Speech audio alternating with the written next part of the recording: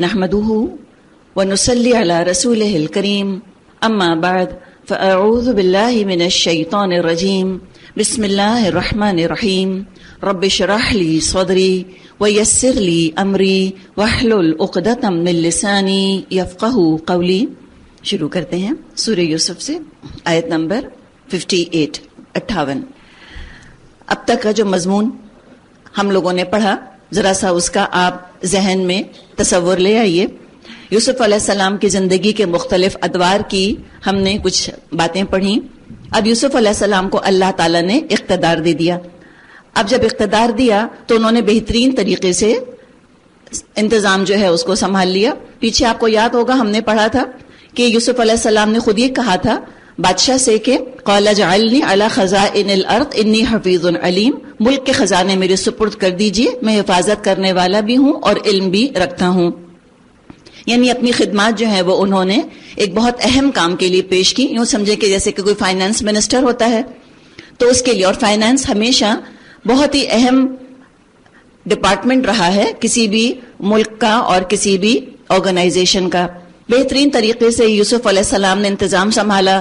قحط پڑا، اور جو قحط پڑا وہ چاروں طرف پڑا، لیکن جو مصر ملک تھا جہاں پہ یوسف علیہ السلام نے انتظام سنبھالا ہوا تھا وہاں پر قحط تو تھا لیکن کھانے کی شارٹیج نہ پڑی. کھانا کم ہوا، فصلیں نہ اگیں، جو بادشاہ نے خواب دیکھا تھا وہ پورا ہوا، لیکن ان کے بہترین انتظام کی وجہ سے کھانے کی شارٹیج نہ ہوئی.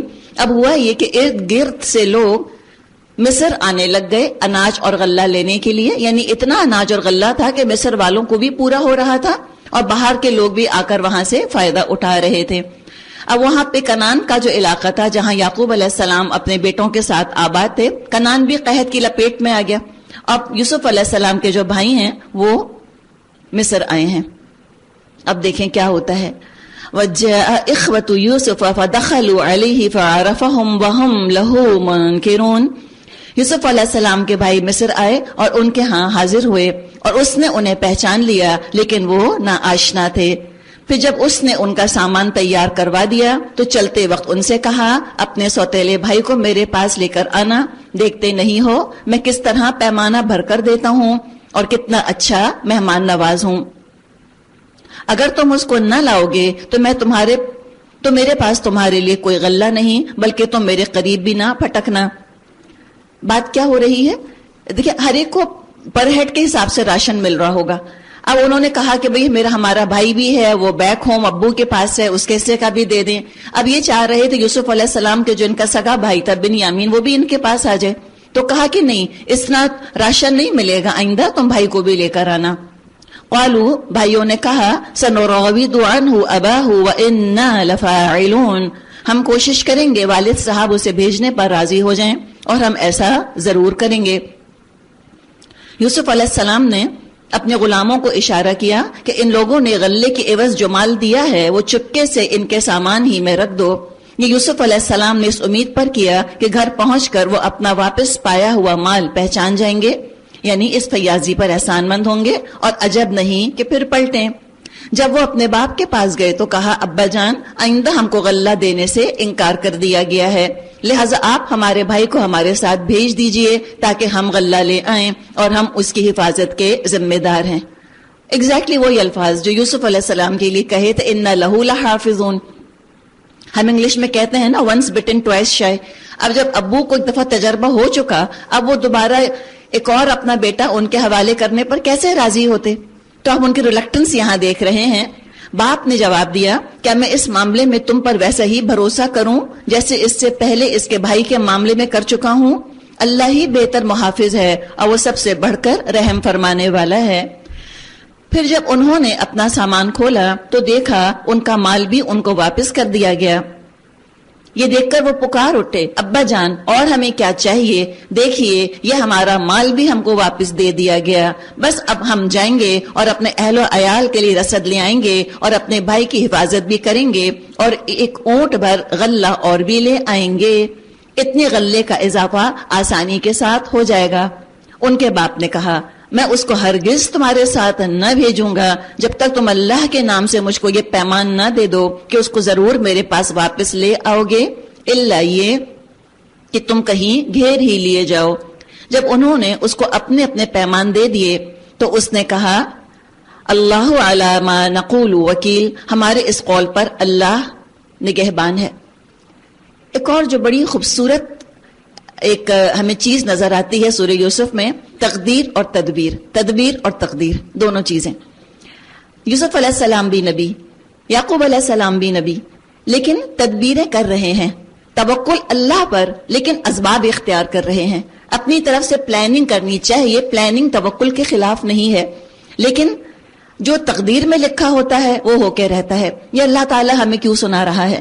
اگر اللہ نے مجھ کو اور آپ کو اولاد دی ہے، ہم اپنی اولاد کے لیے پلاننگ ضرور کریں، جو ان کے لیے بہتر ہے وہ ضرور کریں۔ کون سا اسکول ان کے لیے اچھا ہے، کون سا رشتہ مناسب ہے، کیا ان کے لیے صحیح ہے، کیا صحیح نہیں ہے، کہاں صحت ملے گی، کیا چیز صحت کے لیے خراب ہے، مانیٹرنگ کریں، پلاننگ کریں، امپلیمنٹ کریں، سب کریں، نتیجہ اللہ پر چھوڑ دیں، نتیجہ اللہ پہ چھوڑیں۔ اللہ کرنے والا ہے، ہوگا وہی جو اللہ چاہے گا۔ ضروری نہیں ہے کہ آپ کی بہترین پلاننگ کا نتیجہ بھی آپ کی مرضی کے مطابق نکلے۔ یہ کہنا کہ بہترین پلاننگ کا نتیجہ بہترین نہیں نکلتا، یہ غلط سٹیٹمنٹ ہے۔ بہترین پلاننگ کا نتیجہ اور بہترین پلاننگ کیا، خود انسان کوشش کرے اور نتیجہ اللہ پر چھوڑے، اور مینٹلی تیار ہو جائے کہ جو نتیجہ نکلے گا میں اس پر راضی ہوں گا۔ اس کو راضی با رضائے رب کہتے ہیں۔ تو نتیجہ تو بہترین نکلے گا۔ کیا کریں، کس کس کو روئیں، بتائیں کن کن چیزوں کو روئیں؟ اور ہم خواتین دیکھ لیں کہ ہم کیا پرائیورٹیز ہیں جو کہ سیٹ کر رہی ہیں معاشرے کے اندر، ہمارے ٹاپکس ہیں کیا، ہم شادیوں کو کتنا ڈسکس کرتے ہیں اور کتنی پلاننگ کرتے ہیں، ویڈنگ پلانرز، اور ہم تعلیم کے لیے کتنا ڈسکشن کرتے ہیں اور کتنی پلاننگ کرتے ہیں، ایجوکیشن کے لیے پلاننگ کرنا۔ تو ترقی یافتہ قوموں کو دیکھ لیں آپ، ان کی پرائیورٹیز دیکھ لیں، دنیا کے ہر موضوع پر ٹھوس ثبوت ان کے پاس ہوتا ہے، ریسرچ کرتے ہیں، ایکسپلور کرتے ہیں، کہاں کہاں چلے جاتے ہیں۔ صرف کوئی ساؤتھ امریکن سویلائزیشن جو کہ ایکسٹنکٹ ہو چکی ہے، اس سویلائزیشن کی زبان سیکھنے میں اور ان کی کتاب ڈسائفر کرنے میں ایک شخص نے 22 سال زندگی کے لگا دیے، اور یہ ہماری زندہ کتاب، ہماری زندگیوں میں سے اگر 22 مہینے نکل آئیں، ایک ایک کی زندگیوں میں سے، آپ دیکھیں ہم بہتر ہونا شروع ہو جائیں گے۔ یہ زندہ کتاب، وہ مردہ تہذیبیں، مردہ لینگویجز، ان کے لیے اتنا کام کرتے ہیں، اور ہم دیکھیں پھر کیا ہوتا ہے۔ ترقی یافتہ قوموں میں اسپتال ہوتے ہیں، شیلٹرز ہوتے ہیں، لوگوں کی زندگیاں با مقصد ہوتی ہیں۔ ہمیں تو کتنا ایلین لگتا ہے نا، لیکن واقعی ہم ایسے ہی تھے، تبھی تو اللہ نے ہم کو عروج دیا تھا، ہم رول ماڈل تھے۔ ویسٹ میں، یورپ میں عورتیں نکلتی تھیں، وہ ویلز ڈال کے شیپرونز کے ساتھ نکلا کرتی تھیں۔ کس سے سیکھا تھا انہوں نے یہ سب کچھ؟ ورلڈ لیڈرز ہم تھے، اور دنیا کو اسلام نے سائنس بھی دی اور سکون بھی دیا، پیس بھی دیا اور پراسپیرٹی بھی دی، اور پیسہ بھی بہت تھا اور بے ایمانی بھی نہیں تھی، چین بھی تھا اور سکون بھی تھا، خوشی بھی تھی اور خوشحالی بھی۔ پھر کیا ہوا؟ ہر دن کے بعد رات تو آتی ہے نا، پھر کاہلی چھانے لگ گئی، شام آنے لگ گئی، لیتھارجی، کام کے بجائے فرار کی مینٹالٹی، کوئی وقت کی قدر نہیں، نہ کام پر پہنچیں گے، نہ علم حاصل کرنے کے موقع پہ کام پر پہنچیں گے، نہ شادی بیاہ کے لیے کام پر پہنچیں گے۔ وہ تو ہم بھگتتے ہیں نا اس چیز کو، ہر نظام ڈھیلا ڈالا۔ بے وقوف کون ہے جس نے کاٹ پڑھ کر دیکھا اچھا 10 o'clock اور 10 بجے پہنچ گیا، پتہ چلا کرسیاں لگ رہی ہیں اس وقت تو وہاں پر۔ احمق وہ ہے جو وقت کی پابندی کرے، اور عقل مند وہ ہے کہ جو سمجھ جائے کہ اس میں 2 گھنٹے میں خود ہی پلس کر لیتا ہوں۔ ہر نظام ڈھیلا ڈھالا، اور جو بھی سستی اور وقت کی ناقدری اور کام چوری کو سپورٹ کرے وہ ان کو بہت اچھا لگتا ہے، اس سے بہت خوش ہوتے ہیں۔ اور جو ایکسلنس پر آمادہ کرے، جو پرفیکشن کی طرف لے کر جائے، منظم ہو، آرگنائزڈ ہو، ویل ڈسپلنڈ ہو، جہاں ڈسپلن کی قدر کروائی جائے، جہاں وقت کی پابندی پر مجبور کیا جائے، وہاں خفا ہو جاتے ہیں، گھبراتے ہیں، کہتے ہیں بھئی بڑی سختی ہے۔ لا اکراہ فی الدین، دین میں تو کوئی زبردستی نہیں ہے، ہم 9 بجے آئیں، ہم 9:15 بجے آئیں، ہم نہ آئیں، ہم چھٹی نہ کریں۔ ماسی نے چھٹی کر لی، میں بھی نہیں جاتی۔ بچوں کو کرواتے ہیں کبھی؟ نہیں، نیور۔ امیاں کہے ماسی نہیں ہے، میں بھی آج آفس پہ نہیں جا رہا، کام پہ نہیں جاتا، نہیں۔ لیکن بس جو اپنے لیے اگر کوئی چیز، کوئی ہدف سیٹ کیا ہے، اپنے کمٹمنٹ میں دوڑ جانے کے لیے ہمیشہ تیار، کمٹمنٹ رکھ ہی نہیں سکتے تو بہت خفا ہو جاتے ہیں۔ ایکسلنس کی تلاش اگر کی جا رہی ہو، میڈیوکریٹی کو پسند کرنے والے، ایوریج ہونے کو سپورٹ کرنے والے، ابو ایوریج تو ہے ہی نہیں, اور ایکسٹرا آرڈنری تو شاید ہی آپ کو کوئی آٹے میں نمک کے برابر نظر آئیں. اس میڈیوکریٹی کو اپنے لیے رحمت سمجھتے ہیں, جو ہماری کمزوریوں کو ڈھانک لے, جو ہم کو پکڑ کر بہتر نہ کرنا چاہے. جو پکڑ کر بہتر کرے وہ اچھا نہیں لگتا, کوئی محنت کی عزت نہیں. بس فکر اس بات کی نہیں ہے کہ کام کتنا کروں, فکر کس چیز کی, چھٹی کب ہوگی, چھٹی کب ہوگی. چھٹیوں کی شوقین, خود غرضی اور ڈس آنیسٹی, یہ ہمارا حال ہو گیا. مسجدوں میں بم دھماکے ہیں, تعلیمی اداروں میں سیاست ہے, اور گھروں میں جھگڑے اور غیبت ہیں, اور رسموں کے اندر دکھاوا اور فضول خرچیاں ہیں کہ کھپے جا رہے ہیں ان چیزوں کے اندر. اسی کو عزت ذلت کا معیار بنا لیا کہ سیٹ کتنے کا پہنا اور جوڑا کتنے کا ہے. اور دلہن جو ہے, اگر اس کا جو جوڑا ہے وہ کہیں ڈیزائنر بن کر نہ آیا تو اماں سمیت دلہن کو غش نہ پڑ جائے تو دیکھیے گا کہ ہائے اللہ, ساس کو دیکھو ذرا میری بیٹی کی جذبات کی فکر نہیں ہے. زینب مارکیٹ جا کے جوڑا اٹھا کر لے آئیں 2500 10,000 کا. جب تک 1 کا جوڑا نہ ہو ہمیں اچھا نہیں لگتا. یہ ہمارا حال, اور یہی ہم ڈسکس کرتے چلے جاتے ہیں. خواتین کا حال یہی ہے, میجورٹی کا. بگڑی قومیں آپ دیکھیں بن گئی ہیں, اور ہم بن کے بگڑ گئے اور احساس بھی نہیں ہے. کسی نے کہا ہے نا کہ وائے ناکامی متائے کارواں جاتا رہا, کارواں کے دل سے احساس زیاں جاتا رہا, کارواں کے دل سے احساس زیاں جاتا رہا. احساس بھی نہیں ہے کہ ہم کیا کھو بیٹھے, ہم کہاں تھے. کیا وہ ہماری عظمت کی داستانیں تھیں ہسپانیہ میں, بغداد میں, استنبول میں, ٹرکی میں, اور اب ہم کہاں آ گئے. کہاں کہ ہم فرانس کے دروازے پہ دستک دے رہے تھے, اور کہاں ہم اپنے ملکوں میں بھی خود مختار نہیں ہیں.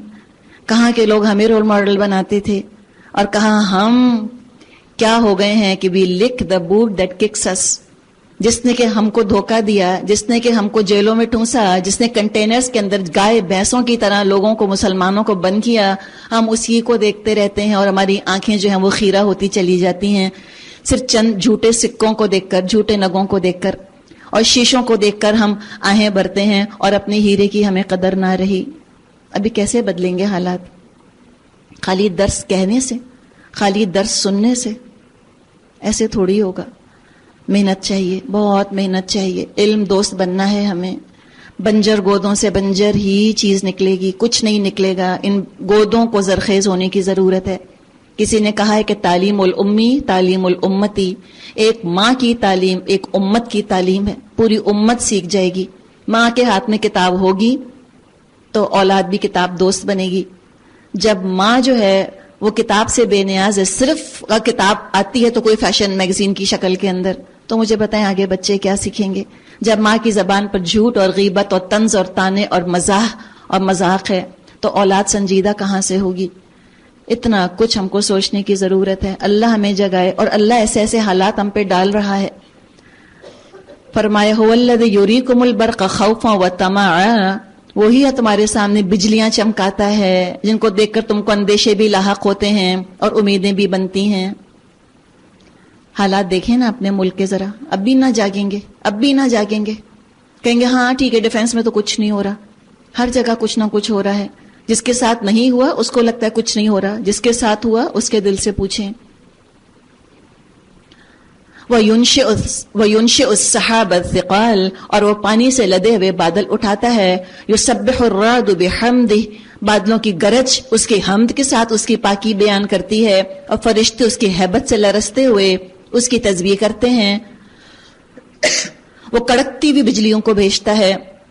بسا اوقات جس پر چاہتا ہے عین اس حالت میں گرا دیتا ہے جب لوگ اللہ کے بارے میں جھگڑ رہے ہوتے ہیں. وَهُوَ شَدِيدُ الْمِحَالِ, حقیقت میں اس کی چال بڑی زبردست ہے. یہ دیکھیں نا, وَهُمْ يُجَادِلُونَ فِي اللَّهِ, کیا کس چیز پہ اختلاف آئے؟ ہر چیز کنٹروورشل. نہ ہم سیریسلی دین کے علم کو لیتے ہیں, نہ ہم اس کو سننے کے بعد نہ ہم اس پر عمل کرتے ہیں, اور کرتے بھی ہیں تو پارٹ ٹائم, بہت تھوڑا کرتے بھی ہیں تو آدھا اور پونا, اور بہت ہی کمزور اور لڑکھڑاتا ہوا, اور ہر چیز کو کہہ دیتے ہیں کنٹروورشل ایشو ہے. اور ڈسکشن کس چیز پر ہے کہ کس رنگ کا حجاب پہنے, پرنٹڈ ہو کہ پرنٹڈ نہ ہو, رنگین ہو کہ سفید ہو, ابایا کیسا ہو, کس ڈیزائن کا ہو, ڈیزائنر ابایا پہن سکتے ہیں کہ نہیں پہن سکتے, اچھا کہاں جائیں پڑھنے کے لیے, اچھا وہ جو پڑھا رہے ہیں بیٹھ کے وہ کس جماعت سے تعلق رکھتے ہیں, اور وہ جو ہے وہ کس فقہ سے تعلق رکھتے ہیں. انہی بحثوں میں پڑے رہتے ہیں. نماز میں سجدہ اٹھ کر کریں، نماز میں سجدہ بچھ کر کریں، اسی پر لڑے چلے جا رہے ہیں. یجادلون فی اللہ، پیٹی پیٹی نان ایشوز کو ایشو بنا لیا، اور جو بڑے بڑے ایشوز ہیں ان کی طرف سے ہم غافل. یا یہ ہے کہ کسی دین کے ایک پارٹ کو لے کر دین کا کل اس کو بنا لیا، جز کو کل بنا لیا، اور کل کی طرف ہماری توجہ ہی نہیں جاتی کہ اس کو ٹوٹلی امپلیمنٹ کرنا ہے. بہت بھی دین سمجھ آیا تو 5 کے علاوہ 6 شروع کر دی، بہت دین سمجھ آیا تو حج کے علاوہ عمرے شروع کر دیے، بہت دین سمجھ آیا زکوٰۃ کے علاوہ صدقہ، اور باقی وہ جو سوشل لائف ہے، وہ جو ہماری معاشرتی زندگی ہے، جو ہماری معاشی زندگی ہے، کیا سوشلی رسپانسبل بیہیویئر کا ہم کو مظاہرہ نہیں کرنا؟ پیچھے دیکھ چکے ہیں ہم، وہ عزیز مصر کی بیوی نے کیا حال کیا تھا. یہ سوشلی ارسپانسبل بیہیویئر کنڈیم نہیں کریں گے کیا اس کو ہم؟ کیا ہماری رسپانسبلٹی نہیں ہے یہ کہ عورت کو ہم تماشا بننے سے بچائیں؟ بالکل ہم پر آتی ہے. کیا سیاست کے اندر ہم بات نہ کریں گے؟ ہر چیز میں ہونا چاہیے، لیکن ابھی پیٹینس سے ابھریں گے تو کچھ کریں گے نا. ابھی تو سوچ ہی رہے ہیں انا ہا ہونا قاعدون، ابھی تو یہیں بیٹھے ہیں، ابھی تو سوچ ہی رہے ہیں. لہو دعوت الحق، اسی کو پکارنا برحق ہے. رہی وہ دوسری ہستیاں جنہیں اس کو چھوڑ کر یہ لوگ پکارتے ہیں، وہ ان کی دعاؤں کا کوئی جواب نہیں دے سکتی. انہیں پکارنا ایسا ہے جیسے کوئی شخص پانی کی طرف ہاتھ پھیلا کر اسے درخواست کرے کہ تو میرے منہ تک پہنچ جا، حالانکہ پانی اس تک پہنچنے والا نہیں. اتنی خوبصورت بلیغ مثال. خالی کہنے سے پیاس بجھی ہے کبھی؟ آپ بیٹھ کر پانی سے کہیں پانی پلیز آ کے پیاس بجھا جا، پانی آ جا پیاس بجھا جا، آپ کتنا بھی قافیہ ملائیں پیاس بجھے گی؟ عمل چاہیے، عمل. ہاں واقعی ہم بڑے خراب ہیں، ہاں واقعی مجھے تو پتہ ہی نہیں، ہاں ہم کیا کریں، پتہ نہیں مسلمانوں کو کیا ہو گیا. تبصروں سے کوئی بدلتے ہیں؟ بیک سیٹ ڈرائیور سے کوئی گاڑیاں چلتی ہیں؟ کاؤچ پوٹیٹو سے کوئی تبدیلیاں آتی ہیں؟ نہیں، ان سے کچھ نہیں ہوتا. نعروں سے اور دعووں سے کچھ چینج نہیں آتا، عمل سے آتا ہے. اور جو عمل میں مصروف ہو جاتے ہیں وہ خاموش ہو جاتے ہیں. کسی کمرے میں آپ جائیں اور حد سے زیادہ وہاں شور ہنگامہ اور باتیں ہو رہی ہیں، آپ کو پتا چل جائے گا یہاں کوئی سیریس کام نہیں ہو رہا، کوئی کانسنٹریٹ نہیں کر رہا. اور جہاں اٹموسٹ پن ڈراپ خاموشی ہوتی، کبھی جائیں کسی ایگزامینیشن ہال میں یا کبھی کہیں ٹیسٹ ہو رہا ہو تو دیکھیں اٹموسٹ خاموشی، پن ڈراپ سائلنس. مصروف ہے نا، تو جب کوئی کام میں مصروف ہو جاتا ہے تو بہت دعوے کرنے کا، بہت نعرے لگانے کا ٹائم نہیں رہتا اس کے پاس. تو کام کرو، کام پلاننگ کرو، سوچو فیوچر کے لیے، اچھا مجھے کیا کرنا ہے، یہ کمی میرے اندر ہے، نالج مجھ کو حاصل کرنی ہے، کہاں جاؤں گی، کیسے حاصل کروں گی، نالج حاصل کرنے گھر سے نکلوں گی تو پیچھے گھر کا کیا ہوگا. پلاننگ پلاننگ پلاننگ اور دعا اور بلند ارادے، بلند ارادے، تاکہ اللہ کے دین کو اللہ کی زمین پر ہم نافذ کر سکیں. کم از کم پروسیس تو شروع کریں اپنی ذات سے. اور اللہ کتنا بڑا ہے. فرمایا وما دعاء الکافرین الا فی ضلال، اسی طرح کافروں کی دعائیں بھی کچھ نہیں مگر ایک تیر بے ہدف. وہ تو اللہ ہی ہے جس کو زمین اور آسمان کی ہر چیز طوعاً و کرہاً سجدہ کر رہی ہے، اور سب چیزوں کے سائے صبح شام اس کے آگے جھکتے ہیں. ان سے پوچھو آسمان اور زمین کا رب کون ہے، کہو اللہ. پھر ان سے کہو جب حقیقت یہ ہے تو کیا تم نے اس کو چھوڑ کر ایسے معبودوں کو اپنا کارساز ٹھہرا لیا جو خود اپنے لیے کسی بھی نفع اور نقصان کا اختیار نہیں رکھتے. کہو کیا اندھا اور آنکھوں والا برابر ہوا کرتا ہے؟ کیا روشنیاں اور تاریکیاں یکساں ہوتی ہیں؟ بتائیں، کیا یکساں ہوتی ہیں؟ کیا جہالت کے اندھیرے اور علم کا نور ایک جیسا ہے؟ کیا گناہوں کے اندھیرے اور نیکیوں کا نور ایک جیسا ہے؟ کیا بدعتوں کے اندھیرے اور سنتوں کا نور ایک جیسا ہے؟ نہیں ہوتا ایک جیسا. کیا ایک وہ مائنڈ جو کہ بلند بلند عزائم رکھتا ہے وہ، اور ایک پیٹی مائنڈ جو کہ اخلد الی الارض ہے، زمین سے لپٹا جاتا ہے، کیا ایک جیسا ہو سکتا ہے؟ نہیں ہو سکتا. یہ دونوں چیزیں برابر نہیں ہیں. ہم میں سے کسی کو اندھیرے نہیں پسند، ہم میں سے کسی کو لوڈ شیڈنگ اچھی نہیں لگتی. ہم سب روشنی چاہتے ہیں، جبکہ ہمارے اپنے پاس اختیار ہے کہ حاصل کریں. ام جعلوا للہ شرکا، اگر ایسا نہیں تو کیا ان کے ٹھہرائے ہوئے شریکوں نے بھی اللہ کی طرح کچھ پیدا کیا ہے جس کی وجہ سے ان پر تخلیق کا معاملہ مشتبہ ہو گیا. کہو ہر چیز کا خالق صرف اللہ ہے، اور وہ یکتا ہے، سب پر غالب، وہو الواحد القہار.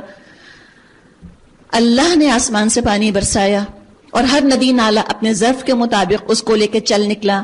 پھر جب سیلاب اٹھا تو سطح پر جھاگ بھی آ گئے، اور ایسے ہی جھاگ ان دھاتوں پر بھی اٹھتے ہیں جنہیں زیور اور برتن وغیرہ بنانے کے لیے لوگ پگھلایا کرتے ہیں. اسی مثال سے اللہ حق اور باطل کے معاملے کو واضح کر دیتا ہے.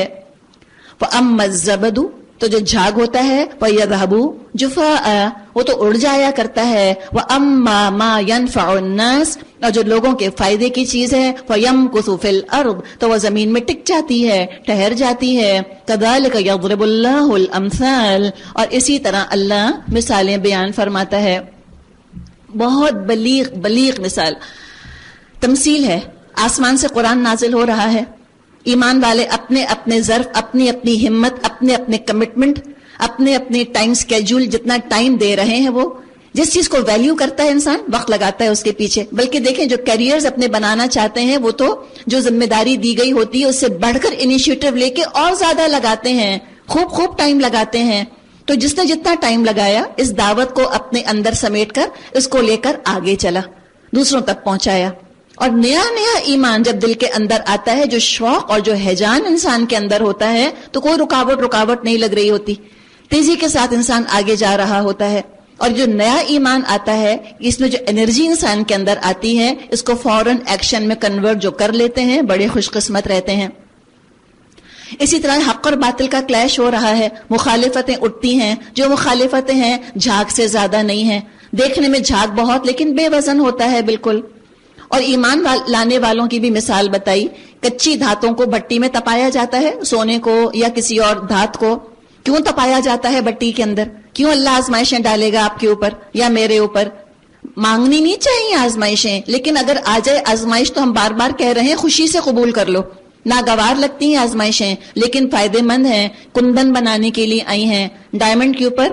اور آپ دیکھیں کتنے کٹ لگائے جاتے ہیں، جتنے کٹ لگتے ہیں اتنی اس کی ویلیو بڑھتی ہے. اسی طرح ڈائمنڈ کیسے بنتا ہے؟ خیر اب تو جس طرح بن رہا ہے وہ اور کہانی ہے، لیکن زمین کے پیٹ میں کیسے بنا؟ Millions and millions of years pressure اٹھایا نا اس نے، ہے تو کاربن. وہ کاربن جو ہے ڈائمنڈ بن گیا پریشر کی وجہ سے. تو جو کٹس نہیں لگوا سکتے، جو پریشر نہیں اٹھا سکتے، پھر وہ پریشس نہیں ہو سکتے. پریشس بننا ہے نا، سب کھوٹ نکلنے ہیں. تو بہت ضروری ہے کہ انسان اس چیز کے لیے مینٹلی تیار رہے. کمزوریاں نمایاں ہوتی ہیں انسان کی، خود پتہ چلتا ہے اچھا میرے اندر یہاں ویکنس ہے. ٹیمز پر بھی گزرتی ہیں چیزیں، انسٹیٹیوٹس پر بھی گزرتی ہیں، اجتماعی طور پہ کچھ پرابلمز آتے ہیں، اجتماعی طور پہ انسان پھر اپنے اندر جھانک کر دیکھتا ہے اور اپنی ویکنسز کو دور کر دیتا ہے. الحمدللہ چیزیں مضبوط ہو جاتی ہیں، سسٹم سٹرونگ ہوتے چلے جاتے ہیں، فلالیسلی کام ہوتا چلا جاتا ہے. ایسا لگتا ہے آٹو کے اوپر چیزیں چلنی شروع ہو گئیں، لیکن انیشیلی کسی نے اس کو دھکا تو دیا تھا نا، اس انرشیا کو دور تو کیا تھا نا. اب مومنٹم ایک دفعہ چل پڑے اگر الحمدللہ پھر چیزیں کمفرٹیبل ہو جاتی ہیں. اور آزمائشیں جب آتی ہیں، آزمائش مومن کو تو کمزوریوں سے پاک کر دیتی ہے اور اسلام کو کمزور لوگوں سے پاک کر دیتی ہے. فوراً بھاگ کھڑے ہوتے ہیں. صبغت اللہ، ایک مشکلات کا چھینٹا آیا اور ان کا رنگ اترا اور وہ بھاگ کھڑے ہوئے. ٹھیک ہے، کمزور لوگوں سے بہتر ہے کہ نہ ہو. انسان بھی میٹلز کی طرح ہوتے ہیں، حدیث میں آتا ہے الناس کالمعادن، انسان کانوں کی طرح ہیں. تو اپنے آپ کو ہم خود پہچانیں. اسی طرح اللہ تعالیٰ مثالیں بیان کر رہا ہے. حق مین اسٹریم روٹین میں آ جانا چاہیے اس جدوجہد کوشش کے نتیجے میں، اور باطل کو پیریفری پر چلا جانا چاہیے. جو جاہل ہیں، جو کہ گناہوں کو پسند کر رہے ہیں، گناہوں میں ڈوبے ہوئے ہیں، ان کے حال پر افسوس، ان سے ہمدردی، ان کو میڈیا کوریج نہ ملے اور توجہ اور تعریف اور تعظیم اور شہرت اور رول ماڈل، اچھے لوگ اور اچھائی ہو جائے، اس کو میڈیا کوریج ملے، ان کو میڈلز ملیں، ان کے نام آئیں اور اچھائی کی عزت ہو، اچھائی کو اچھا کہیں لوگ اور برائی کو برا کہیں. یہ ہونا چاہیے، برائی کی عزت نہ ہو اور اچھائی کی عزت ہو. تو پھر آپ دیکھیں انشاءاللہ صورتحال کیسے ہوگی. اتنی بلیغ مثال ہے. بس رمضان کا مہینہ ہے، قبولیت کی گھڑیاں ہیں، بس دعا تو کریں اور ہمت تو کریں. اور پھر یاد رکھیں کہ موسیٰ علیہ السلام بھی اللہ سے جب بات کر رہے تھے انسپائر تو ہوئے تھے. انسپائر ہونا بھی بڑی چیز ہے، زندہ دل والے ہی انسپائر ہوتے ہیں، لیکن اس کے بعد محنت بہت کی موسیٰ علیہ السلام نے. انسپائر ہونے سے کام نہیں چلا، پھر کتنی محنت کی، کتنا صبر کیا بنی اسرائیل کے لیے انہوں نے. تو ہم بھی تیار رہیں کہ یہاں میٹھی میٹھی باتیں سن کے انسپائر تو ہو گئیں، ایموشنل تو ہو گئیں. آپ نے کہا اچھا ٹھیک ہے چلو ہم بھی کہیں جا کے دین کا علم حاصل کرتے ہیں. پھر مشقت کے لیے اور محنت کے لیے، پھر ان چیزوں کے لیے، پھر راتوں کو جاگنے کے لیے، ہم کہتے ہیں نا برننگ دا نائٹ لیمپ، ان چیزوں کے لیے تیار رہیں. پھر پھر آنکھوں کے نیچے حلقے بھی پڑیں گے، پھر گھر والے خفا بھی ہوں گے، پھر باتیں بھی سننے کو ملیں گی، اور سب کچھ سن کے پتا چلا کہ ایگزام میں پاس بھی نہیں ہوئے، نمبر بھی اچھے نہیں آئے، سب پڑھے گا آ کر، اور جو نکل گیا اور جو پختہ پکا ہو گیا اللہ تعالیٰ اس کو چن لیتا ہے پھر کسی نہ کسی کام کے لیے، اللہ کہیں اس کو لگا ہی دیتا ہے۔ بس دعا کریں کہ اللہ مجھے اپنی امپلائمنٹ میں لے لے، علم دوست اللہ مجھے بنا دے۔ ورنہ بعض دفعہ کیا ہوتا ہے، علم حاصل کر کے نکلے، پھر کچھ نہیں کیا، پھر ناکارہ ہو کے بیٹھ گئے۔ اور آپ کسی مشین کو دیکھ لیں، گاڑیوں کو دیکھ لیں جو چلتی نہیں ہے، پہیوں کی ہوا نکل جاتی ہے، بیٹری ڈاؤن ہو جاتی ہے، زنگ لگ جاتا ہے۔ علم کو زنگ لگتا ہے بہت جلدی ناکارہ ہوتا ہے انسان، اور جو خود ناکارہ ہو جاتا ہے اس کو علم کی کوئی قدر نہیں رہتی۔ اور جو اینٹیں آپ دیکھیں گھروں سے بچ جاتی ہیں، وہ کس کام میں آتی ہیں؟ کسی کام نہیں آتی۔ کوئی سٹول بنا کر بیٹھ گیا، کسی نے کچھ رکھ دیا اس کے اوپر، بچوں نے جو ہے وکٹس بنا دی، اس کی کرکٹ شروع کر دیا۔ یوزلیس کاموں کے اندر پیٹی چیزوں میں استعمال ہوتی ہیں۔ تو اللہ سے دعا کریں دو چیزوں کی کہ اللہ تعالیٰ اتنی مجھ کو مہلت اور اتنی مجھ کو تڑپ دے دے کہ میں تیری کتاب کا علم حاصل کر لوں، اور پھر اللہ اس تڑپ کو اتنا بڑھا دے کہ میں دین کے لیے اپنے آپ کو لگا دوں، جہاں بھی لگا سکوں۔ للذین استجابوا لربهم الحسنى، جن لوگوں نے اپنے رب کی دعوت قبول کر لی ان کے لیے بھلائی ہے۔ اتنی پیاری بات، رب پکارتا ہے نا، اللہ بلاتا ہے اپنے کام کے لیے، آ جاؤ دین کو سپورٹ کرو۔ من اقرض، کون ہے جو کہ اللہ کو قرض حسنہ دیتا ہے؟ تو ہم آگے بڑھیں، ہم اپنا وقت اللہ کو دیں، پھر دیکھیں اللہ آپ کو کتنی خوبصورت زندگی دے گا انشاءاللہ۔ اور دوسرے لوگ والذین لم یستجیبوا لہ، اور وہ جنہوں نے قبول نہ کیا، وہ اگر زمین کی ساری دولت کے بھی مالک ہوں اور اتنی ہی اور فراہم کر لیں، اللہ کی پکڑ سے بچنے کے لیے ان سب کو فدیے میں دے ڈالنے کو تیار ہو جائیں گے۔ دنیا ہی تو ہے نا جو پاؤں کی بیڑی بنتی ہے، گھر نگلیکٹ ہوگا، ہسبینڈ نگلیکٹ ہوں گے، ہائے ان کو صبح ناشتہ کون دے گا، ہائے بچوں کا ہوم ورک کیا کریں گے، اتنی فکریں کہ پیروں کی بیڑیاں کھلتی نہیں۔ اللہ نے جو نعمتیں دی تھیں تاکہ تم برج بناؤ، اللہ کی رضا حاصل کرو، وہ نعمتیں خود معبود بن کر کھڑی ہو گئیں، وہ بیریئر بن گئیں، آگے بڑھنے ہی نہیں دیتی۔ تو کیا ہوگا؟ کتنے دن رہیں گے؟ اولئک لہم سوء الحساب، اللہ ان سے بری طرح حساب لے گا۔ مسند احمد میں حدیث ہے، آسان حساب تو یہ ہوگا کہ بندے کے نامۂ اعمال پر نظر ڈالی جائے اور درگزر کر دیا جائے، اور جس کے حساب میں اس دن جراح کی جائے، کہیں اللہ نے کہا یہ کام کیوں کیا تھا بتاؤ، تو آپ نے فرمایا اے عائشہ وہ تو ہلاک ہو گیا، ہم نہیں کہہ سکیں گے، ہم ایکسکیوز نہیں پیش کر سکیں گے۔ تو دعا کریں اللہم حاسبنی حسابا یسیرا، اللہ میرا آسان حساب لے، اور پھر اس کے لیے کوشش کریں۔ پرومسز اور پریئرز کافی نہیں ہے، شیئر ہیومن ایفرٹ درکار ہے۔ پریئرز اور پرومسز اور پرسپریشن، پہ پسینہ لگے گا، پھر نیند جائے گی، تب یہ ہوگا مشقت اور مشقت۔ حدیث میں آتا ہے کہ جنت جو ہے اس کو تو اللہ نے مشقت والے مشکل کاموں میں گھیر دیا ہے۔ تو اللہ سے اگر آپ دعا کریں گی اللہ آپ پہ ڈالے گا مشقت، پتہ چلے گا آپ کو جنت کا راستہ کھل گیا۔ اور جو نہیں کرتے فرما دے وَمَأْوَاهُمْ جَهَنَّمُ وَبِئْسَ الْمِهَادُ، تو ان کا برا حساب لیا جائے گا اور ان کا ٹھکانہ جہنم ہے، بہت ہی برا ٹھکانہ۔ بھلا یہ کس طرح ممکن ہے؟ وہ شخص تمہارے رب کی اس کتاب کو جو اس نے تم پر نازل کی ہے حق جانتا ہے، اور وہ شخص جو اس حقیقت کی طرف سے اندھا ہے، دونوں یکساں ہو جائیں؟ یہ نہیں ہو سکتا۔ جو اس کتاب کو حق دے رہا ہے وہ، اور جو اس کتاب کو اس کا حق نہیں دے رہا وہ کیسے برابر ہو سکتے ہیں؟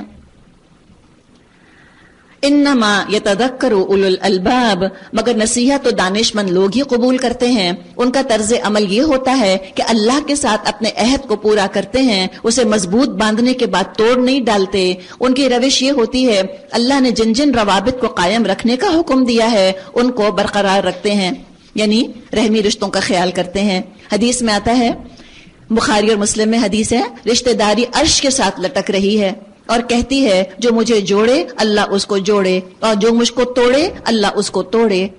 تو آپ ابھی سے ارادہ کر لیجئے، اگر کسی رشتہ دار سے ناراضگی ہے آپ ضرور عید کے دن ان کے گھر جائیں، کہ کم از کم آپ ان کو فون کر کے عید مبارک کہہ دیں، یا ٹیکسٹ ہی آپ ان کو کر دیں، اور تحفے تحائف دیں، سلام کریں، کھانا کھلائیں، اور درگزر سے کام لیں، ظرف اعلیٰ کریں، اور لوگوں کی چھوٹی چھوٹی باتوں کا برا نہ مانیں، تو رشتہ داریاں جڑی رہیں گی۔ بڑا اجر ہے، یہ بہت میٹھی ہوتی ہیں اگر یہ نبھائی جائیں تو۔ اور یہ کون لوگ ہیں جو کہ اس طرح رشتہ داریاں نبھا سکتے ہیں؟ وہ یخشون ربہم، وہ لوگ جو کہ اللہ سے ڈرتے ہیں اور اپنی رب کی رضا کے لیے وہ کیا کرتے ہیں؟ صبر سے کام لیتے ہیں. والذین صبروا، جو اپنے رب سے ڈرتے ہیں اور اس بات کا خوف رکھتے ہیں کہیں ان سے بری طرح حساب نہ لیا جائے. یعنی نیکیوں کے لیے کیا پری ریکویزٹ ہے؟ انسان کا صابر ہونا، ٹھہراؤ ہونا، حلم ہونا، اس کے اندر ریئیکشنری نہیں ہوتا، ایک دم آپے سے باہر نہیں ہو جاتا، اپنی ذات کے بارے میں حساس اور سینسیٹیو نہیں ہوتا، دوسروں کے بارے میں دیکھتا ہے. ذرا ہم کہتے ہیں نا کہ اسٹیپ بیک، تھوڑا پیچھے ہٹو، ٹیک اے look at the bigger picture. یہ دیکھو کہ زیادہ فائدہ کس چیز کے اندر ہے، ہول ہارٹیڈلی پوری چیز کو دیکھو.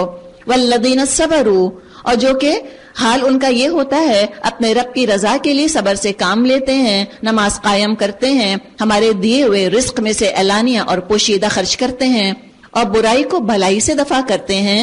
اولئک لہم عقبی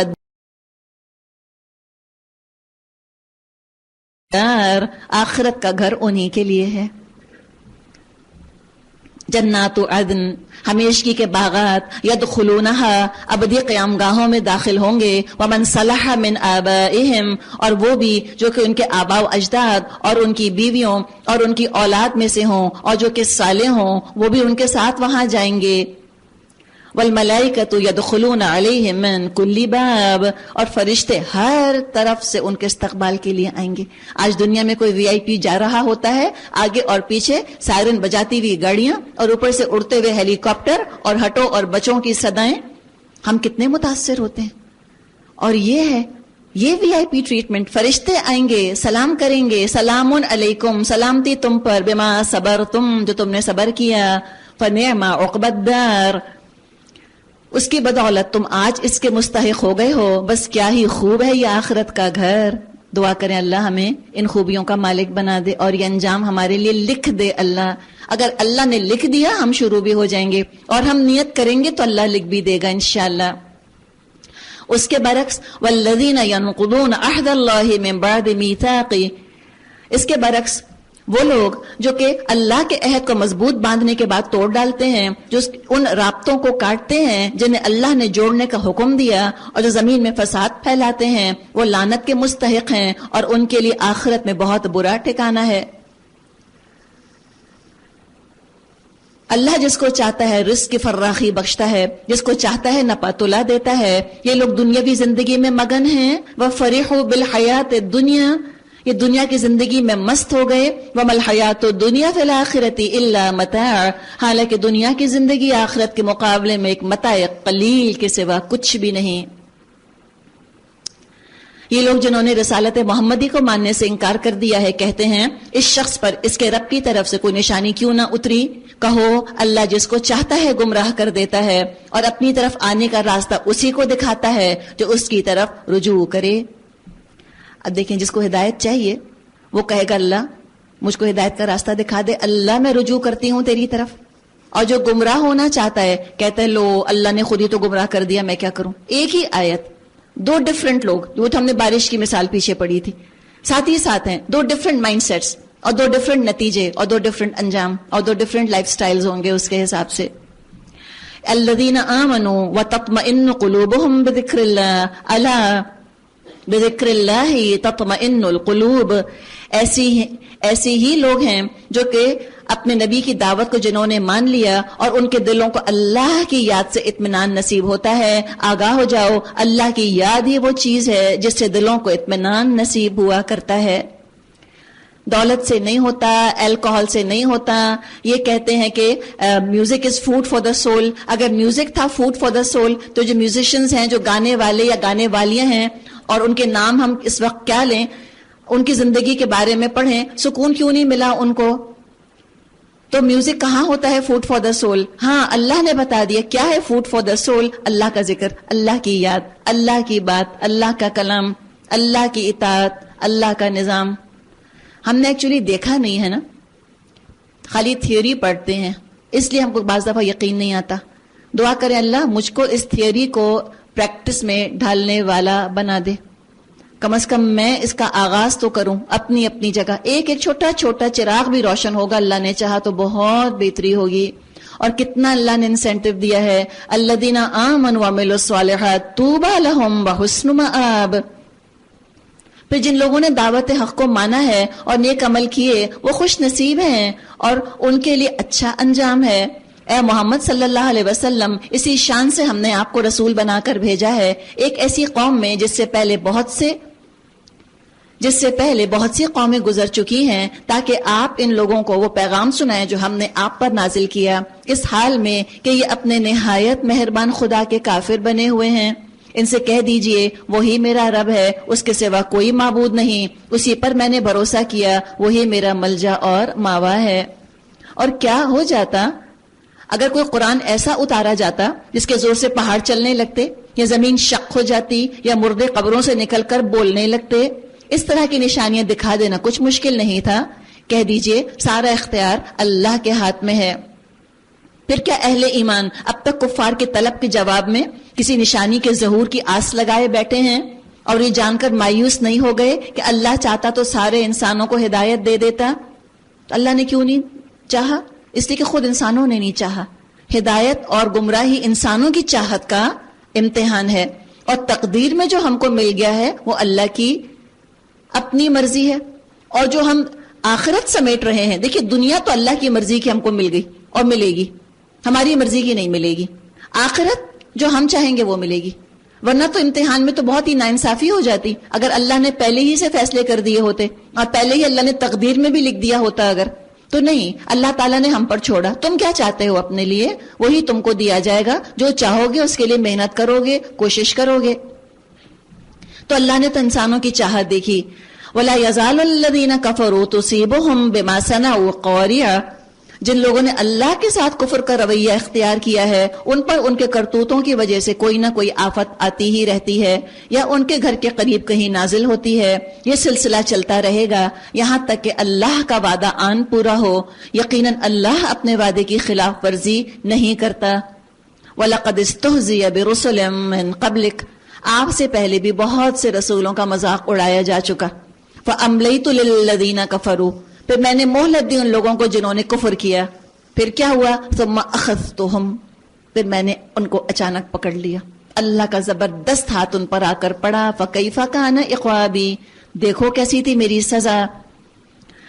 پھر کیا وہ جو ایک ایک متنفس کی کمائی پر نظر رکھتا ہے، یعنی اس کے سامنے یہ حرکتیں کرتے ہیں، اللہ کو برا بھلا کہتے ہیں یا اللہ کے شریک ٹھہرا لیتے ہیں۔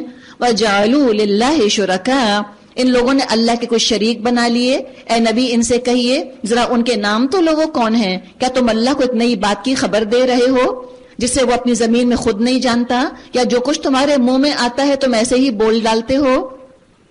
حقیقت یہ ہے جن لوگوں نے دعوت حق کو ماننے سے انکار کیا ان کی مکاریاں خوشنما بنا دی گئیں۔ زُيِّنَ لِلَّذِينَ كَفَرُوا مَكْرُهُمْ، اب جس کو اپنے گناہ آنر لگنے لگ جائیں، جس کو اپنی غلطیاں سچائیاں نظر آنے لگ جائیں، اس کو کوئی کیسے ہدایت دے سکتا ہے؟ جو گناہوں پر اترائے اس کو کہاں ہم ہدایت دے سکتے ہیں؟ یہ ہدایت کی طرف بلائیں گے تو کیا اس کے اوپر اثر ہوگا؟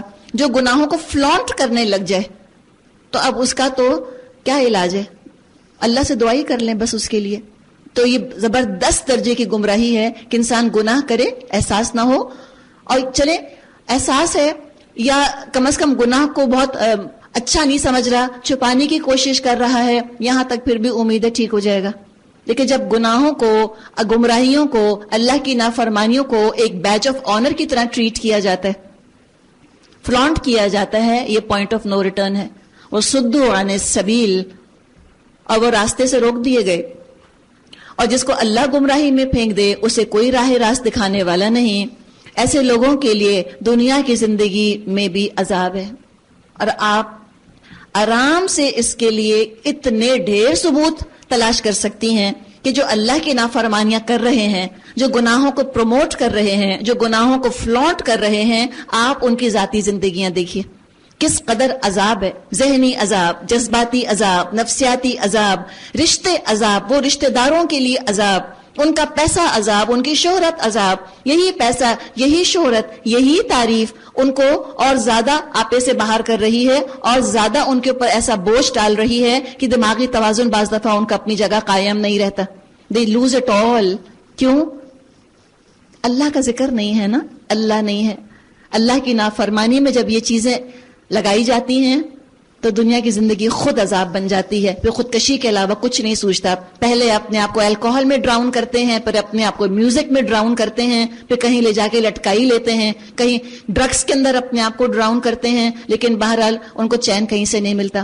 ہینگ اوور ہوتا ہے, پھر ریئلٹی سامنے آتی ہے, زندگی اتنی تلخ کہ زندہ بھی نہیں رہنا چاہتے, خودکشی ہی کر لیتے ہیں.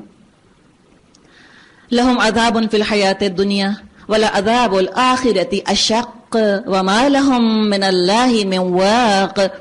ایسے لوگوں کے لیے دنیا کی زندگی ہی میں عذاب ہے اور آخرت کا عذاب اس سے بھی زیادہ سخت ہے.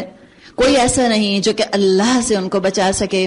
اس کے برعکس مثل الجنت الذی وعد المتقون تجری من تحتها الانہار اکلها دائم وظلها. خدا ترس انسانوں کے لیے جس جنت کا وعدہ کیا گیا ہے اس کی شان یہ ہے کہ اس کے نیچے نہریں بہ رہی ہیں, اس کے پھل دائمی ہیں, اس کا سایہ لازوال. یہ انجام ہے متقی لوگوں کا, اور منکرین حق کا انجام یہ ہے کہ ان کے لیے دوزخ کی آگ ہے.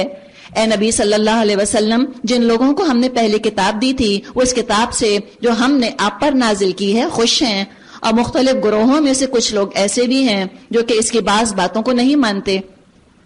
تم صاف کہہ دو, مجھ کو تو صرف اللہ کی بندگی کا حکم دیا گیا ہے اور اس سے منع کیا گیا ہے کسی کو اس کا شریک ٹھہراؤں, لہٰذا میں اسی کی طرف دعوت دیتا ہوں اور اسی کی طرف میرا رجوع ہے. اسی ہدایت کے ساتھ ہم نے یہ فرمان عربی آپ پر نازل کیا. اب اگر آپ نے اس علم کے باوجود جو آپ کے پاس آ چکا لوگوں کی خواہشات کی پیروی کی تو اللہ کے مقابلے میں نہ کوئی حامی و مددگار ہے اور نہ کوئی اس کی پکڑ سے آپ کو بچا سکتا ہے. آپ سے پہلے بھی ہم نے بہت سے رسول بھیجے اور ان کو ہم نے بیوی بچوں والا ہی بنایا. لہم ازواج و ذریہ, ان کی بیویاں بھی تھیں, اولاد بھی تھی. تو پتہ چلا خاندان نیکیوں کے حصول میں رکاوٹ نہیں بنتا, اللہ یہ کہ انسان خود ہی ایسا کرے. اگر خاندان کو, بیوی بچوں کو, شوہر بچوں کو خدا بنا لیا پھر تو بہت بڑی رکاوٹ ہے. ورنہ یہ تو آپ دیکھیں ریلیکس کروا دیتے ہیں انسان کو, خوشیاں دیتے ہیں, اتنے میٹھے رشتے ہیں, انسان ان میں بیٹھتا ہے, ہنستا بولتا ہے, سارا لگتا ہے ساری تھکان جیسے اس کی نکل گئی. پھر اگلے دن فریش ہو کے پھر وہ اللہ کے دین میں مجاہد بن کے نکل پڑتا ہے بستہ اٹھا کے اپنا. تو اللہ ہم کو ایسا بنائے. اللہ نے یہ بیریئرز نہیں بنائی ہیں, اللہ نے تو انرجی ڈرنکس ہیں جگہ جگہ رکھ دیے ہیں راہ راست پر دوڑنے والوں کے لیے, صراط مستقیم کے مسافروں کے لیے, فاستبقوا الخیرات والے کھلاڑیوں کے لیے. آؤ اس میدان میں تم بھی دوڑو. یہ تو جگہ جگہ اللہ تعالیٰ نے ہمارے لیے ٹریٹس رکھ دی ہیں تاکہ ان کو استعمال کرو اور دوڑو, استعمال کرو دوڑو, اپنے آپ کو انرجی توانائی فراہم کرو, دوڑو. سارعوا الی مغفرہ, بھاگو اللہ کی طرف اور جنت کی طرف. تو رسولوں کے پاس بھی تو خاندان تھے, رسولوں نے کتنے اعلیٰ درجے حاصل کر لیے, کتنے بڑے بڑے کام کر گئے. وما کان للرسول, اور کسی بھی رسول کی طاقت نہ تھی کہ اللہ کے اذن کے بغیر کوئی نشانی خود لا دکھائے. ہر دور کے لیے کتاب ہے, اللہ جو چاہتا ہے مٹا دیتا ہے, اور جس چیز کو چاہتا ہے قائم رکھتا ہے. ام الکتاب اسی کے پاس ہے. اور اے نبی صلی اللہ علیہ وسلم, جس برے انجام کی دھمکی ہم ان لوگوں کو دے رہے ہیں اس کا کوئی حصہ خواہ ہم آپ کی جیتے جی دکھا دیں یا اس کے ظہور میں آنے سے پہلے ہم آپ کو اٹھا لیں, بہرحال تمہارا کام صرف پیغام پہنچا دینا ہے اور حساب لینا ہمارا کام. حساب لینا کس کا کام ہے؟ اللہ کا. پیغام پہنچانا کس کا کام ہے؟ ہمارا. بعض دفعہ لوگ کہتے ہیں اللہ کا کام ہے, اللہ ہی ٹھیک کرے گا ان کو. حساب لینے کھڑے ہو جاتے ہیں. اس کی شکل پہ نور ہے وہ جنتی, اس کی شکل پہ پھٹکار ہے وہ جہنمی. ہاں, مرنے کے بعد تم نے دیکھا تھا بلیک ہو گئی تھی شکل, جہنمی. دیکھا تھا تم نے ڈیڈ باڈی کو, ہاں شکل پہ کتنا نور تھا, جنتی. وہ ان کی دعا قبول ہوتی ہے وہ جنتی, وہ ایسے ہیں وہ جہنمی. ہم فتوے دینے کھڑے ہو جاتے ہیں, حساب ہم لے رہے ہیں سب کا. اپنے آپ کو کہاں بٹھایا ہوا ہے؟ جنت الفردوس میں. میں تو بخشی ہی جاؤں گی. میرا بچہ مر گیا تھا, میری شادی نہیں ہوئی تھی, میں تو بیمار تھی, میرا تو یہ ایشو تھا, میں تو پکی جنتی ہوں. اونچے درجے کی جنت میں بیٹھ کے نیچے جہنمیوں کو دیکھتے رہتے ہیں. نہیں, ہمیں کیا پتا, کسی کو نہیں پتا کہ کسی کا کیا مقام ہے. کوشش کرنی ہے, کوشش, حساب نہیں لینا, کسی کا حساب نہ لیں, وہ اللہ کے ذمے ہے. اولم یروا انا نأتی الارض ننقصها من اطرافها, کیا یہ لوگ دیکھ نہیں رہے ہم اس سرزمین پر چلے آ رہے ہیں اور اس کا دائرہ ہر طرف سے تنگ کرتے چلے آ رہے ہیں. واللہ یحکم لا معقب لحکمہ، اللہ حکومت کر رہا ہے، اس کے فیصلوں پر نظر ثانی کرنے والا کوئی نہیں، اور اس کو حساب لیتے کچھ دیر نہیں لگتی۔ ان سے پہلے جو لوگ ہو کر گزرے ہیں وہ بھی بڑی بڑی چالیں چل چکے، لیکن اصل فیصلہ کن چال تو پوری کی پوری اللہ کے ہاتھ میں ہے، وہ جانتا ہے کون کیا کر رہا ہے۔ دیکھیں نا، یعلم ما تکسب کل نفس، اللہ جانتا ہے کون کیا کما رہا ہے، کس کا دل تڑپ رہا ہے دین کے لیے، دین کی خدمت کرنے کے لیے، علم حاصل کرنے کے لیے، کون جینون ہے اور کون جینون نہیں ہے، کس نے سارا گودا دنیا کو دے دیا اور چھل کے اللہ کے لیے رکھ دیے، کون پریٹینڈ کر رہا ہے، کون سنسیئر ہے، کون اصل میں واقعی چاہ رہا ہے، اور یہ بھی اللہ جانتا ہے کون پریٹینڈ بھی نہیں کر رہا، قاعدون تو اٹھ بھی نہیں رہے، کوئی ارادہ بھی نہیں ہے، کوئی پلاننگ بھی نہیں ہے، بس جہاں ہے وہاں پر بیٹھے ہوئے ہیں، جیسے اپنے حال میں خوش ہیں اور سوچتے ہیں اللہ بخشی دے گا، غفور و رحیم ہے، میں کچھ کروں نہ کروں، گناہوں کے ساتھ بخشے گا، نافرمانیوں کے ساتھ بخشے گا، کاہلی کے ساتھ، سستی کے ساتھ اللہ اسلام کو اٹھا دے گا۔ اللہ جانتا ہے۔ وَسَيَعْلَمُ الْكُفَّارُ لِمَنْ عُقْبَى الدَّارِ، اور ان قریب منکرین حق دیکھ لیں گے انجام کس کا بخیر ہوتا ہے۔ آپ دیکھیں، افسوس افسوس اور افسوس، دشمن کتنا